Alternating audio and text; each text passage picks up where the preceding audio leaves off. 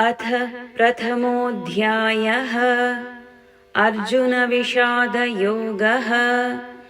धृतराष्ट्र उवाच धर्मक्षेत्रे कुरुक्षेत्रे समवेतायुयुत्सवः मामकाः पाण्डवाश्चैव किमकुर्वत सञ्जय।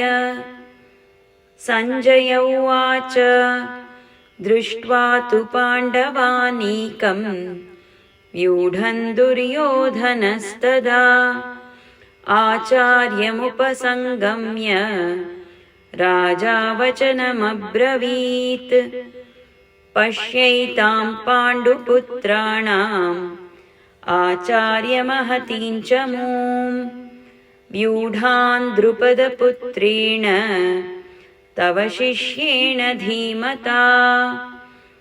अत्र शूरा महेश्वासाः भीमार्जुनसमायुधि युयुधानो विराटश्च द्रुपदश्च महारथः धृष्टकेतुश्चेकितानः काशीराजश्च वीर्यवान् पुरुजित्कुन्तिभोजश्च शैब्यश्च नरपुङ्गवः युधामन्युश्च विक्रान्तः उत्तमौजाश्च वीर्यवान् सौभद्रो द्रौपदेयाश्च सर्व एव महारथाः अस्माकं तु विशिष्टाये तान्निबोध द्विजोत्तम। नायका मम सैन्यस्य सन्न्यार्थं तान् ब्रवीमि ते।